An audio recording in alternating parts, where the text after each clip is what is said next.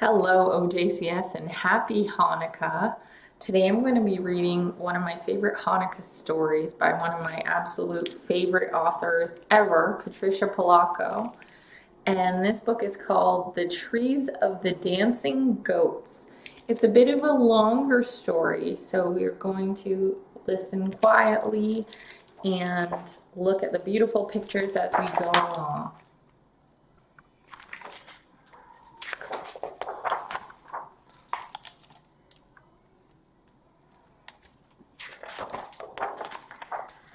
At our farm, just outside Union City, Michigan, we didn't celebrate the same holidays as most of our neighbors, but we shared their delight and anticipation of them just the same.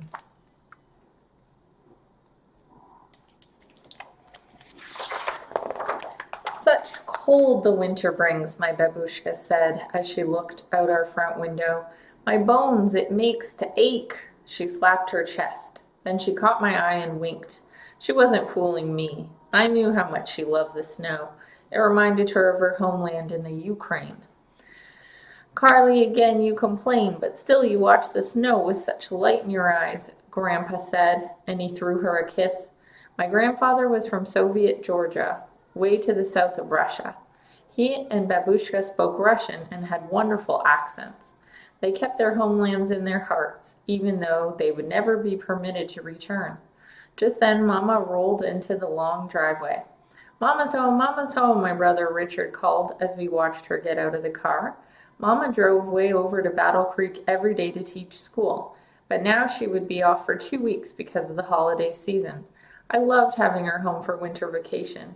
This year we would have a week together to prepare and then 8 days of Hanukkah festivities.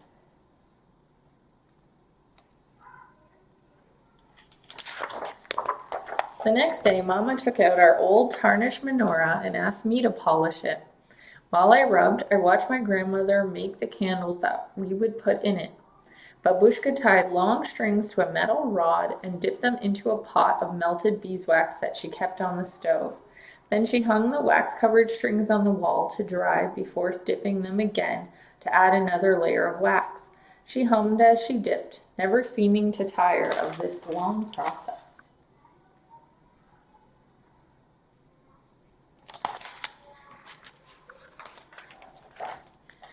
Grandpa prepared for our festival of lights as well.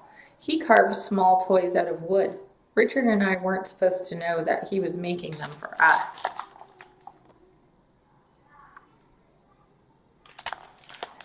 But he did every year. And that afternoon when we went to town, we couldn't help sneaking into his workroom to take a peek.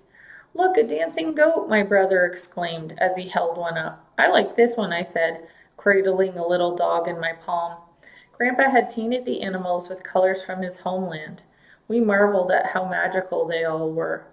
Do you think he made enough for all 8 days of Hanukkah? Richard asked as he eyed the array of wooden figures. You know he has, I whispered. I took one lasting look, knowing that soon Grandpa would wrap them up in colored paper.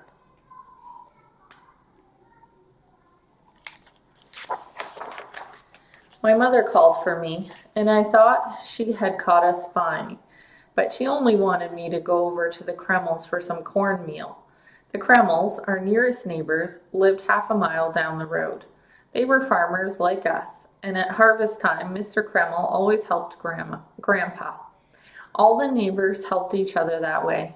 Friendship means something, Grandpa always said, especially for those who till the soil.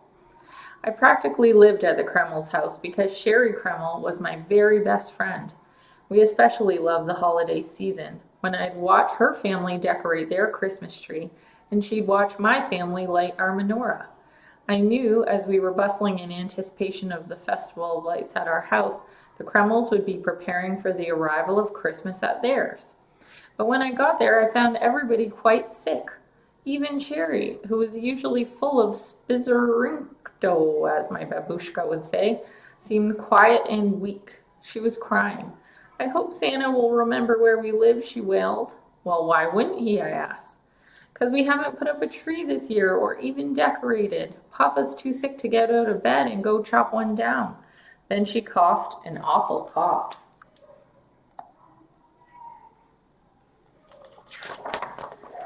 I ran home and burst into our house with the news about Cherry and her family. Mama seemed very worried. "Did you go inside the house, Tricia?" she asked me. "Sure," I answered. "Ew," my brother said. They all looked at each other. "When your grandfather was in town today," Babushka said very slowly, "Dr. Leach told him that many families around here have come down with scarlet fever." "The Kremls must have it, and I sent you there," my mother said as she rushed me to the bathroom, pulled off all my clothes, and soundly scrubbed every inch of me. "Am I going to get it, Mama?" I asked. "It's very contagious," she answered. "We'll know in a few days." "Am I going to die?" I asked, starting to cry. "No, baby," Mama said softly as she held me close. "But if you have it, it will make you quite sick." For the next few days, my family watched me carefully.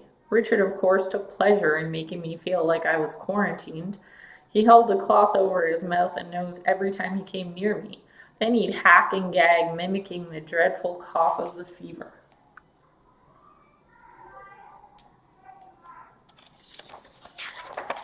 As the days passed, it was evident that I was not going to fall sick. But more and more reports came to us of neighbors falling ill. The Everests, the Govlocks, the Tundervols, the Moleskis. It was an epidemic. We were all worried about our friends, but Babushka was determined that our festival of lights would go on as planned. On the afternoon before Hanukkah, she bustled around her kitchen. "Such luck as I'll make this year," she exclaimed while digging for the choicest potatoes in the bin. She hummed happily as she placed the potatoes in front of me. I shredded them with great care. They had to be just right for my babushka's latkes. Mama and Babushka dressed down 2 chickens for roasting and put them in the oven.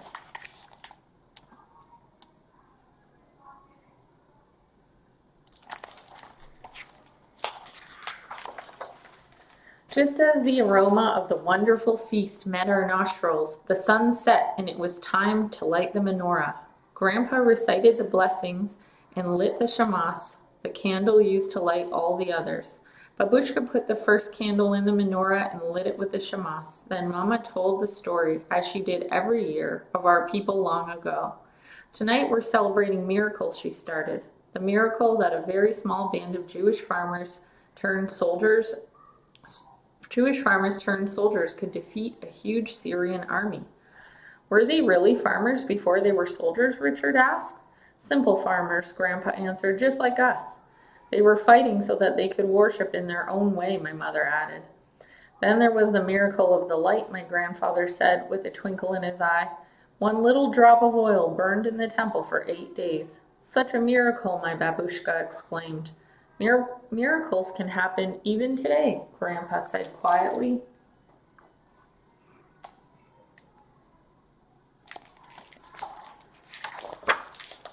After dinner, Grandpa handed us the first of our beautifully wrapped presents. He looked troubled, though. "You know," he began, "our neighbors are having such a hard time, and this should be a time of gladness for them. If only we could do something to make their holiday special." His voice trailed off. Babushka thought for a while. "They always bring a tree into their house. Only in America does a tree grow right out of the living room floor." She rocked with laughter. "Carly, we should cut down trees and take them into their houses," Grandpa announced. Babushka smiled in agreement. "I'll cut them tonight. You can help, Richard," Grandpa said, already pulling on his winter coat. "We can dress down more chickens and take them food," Babushka said, as she scurried into the kitchen. "Mama and I can decorate the trees," I shouted excitedly. "But this is not our custom. We have nothing to decorate the trees with," my grandmother said. "What about the carvings?" my mother said softly. They both looked at me. "What do you think? They have no way of making their children happy this year." At first I was a little disappointed, but then as I thought about it, I knew it was the right thing to do. Our neighbors needed cheering, and we were just about the only ones who didn't have the fever.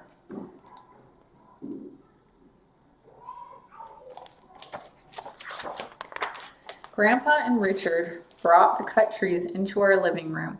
They nailed boards onto the bottom of each one so they would stand up. They were very small trees. Grandpa had only taken the tops off of our evergreens, but they were beautiful. And when they were all standing in the living room, it looked like a forest. "Like the woods just outside of Kiev when I was a little girl," Babushka said breathlessly. Grandpa started hanging some of his wooden animals on the branches of a tree. A dancing goat, my babushka remarked as she looked closely at one of them. We shall call these the trees of the dancing goats. We made sure to hang a dancing goat on each and every tree.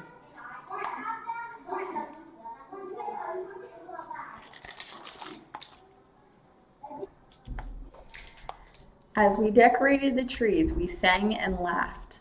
The single candle in the menorah flickered as we rushed past it to reach another carved animal or to paste together paper chains to hang on the trees. We all worked into the night. While Grandpa, Richard, and I finished the decorating, Babushka and Mama roasted more chickens and fried more potato latkes. They packed the food in baskets, and in each one Babushka put one of her homemade Hanukkah candles. So they will have the light of God in their hearts, and so that God will protect them and make them well again, she murmured.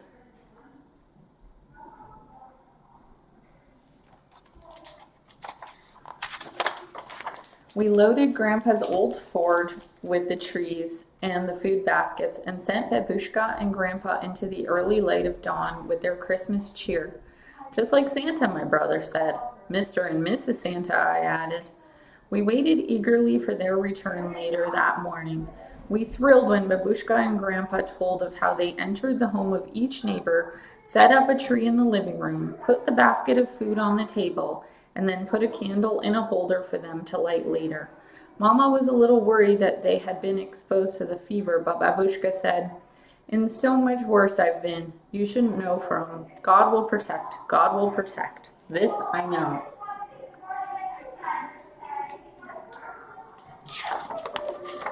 A week later, the 8 days of Hanukkah had come and gone, and we sat down to have our last feast. There was a knock at the door. "Now who could that be?" Babushka said as she scurried to the door with her usual warm smile. It was the Kremls, Cherry and her mom and dad. They looked pale but assured us that they were quite well now. "We have something for you," Cherry announced as she bolted through the door holding a basket. Her mother and father had tears in their eyes as they hugged my grandparents and my mother. "Look what my dad made for you," Cherry said. She pulled out a menorah that Mr. Kreml had carved out of wood. On it, he had mounted some of the animals that we had given to them.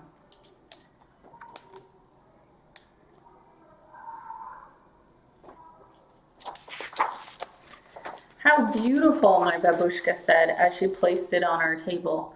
"Come sit," Grandpa invited them. "You are so welcome. Thank you, thank you."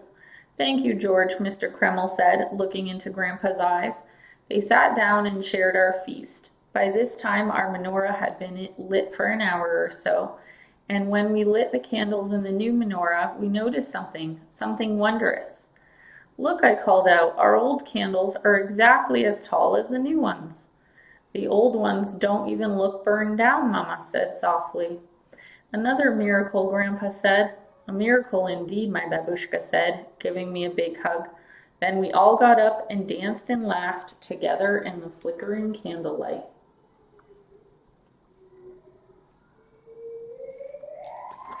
It said, "Our neighbors all recovered from that terrible fever. Few were left with any permanent damage. What they were left with was a long-cherished memory of that Christmas when Santa really did come. And my family, too, has never forgotten that incredible winter of the fever, the miracle of true friendship, and the trees of the dancing goats."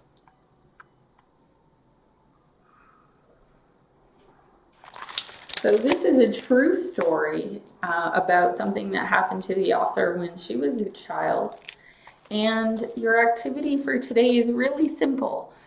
I just want you to think about something you can do for someone else. The way that that family was so selfless and they really made an effort to cheer up the people around them in their community.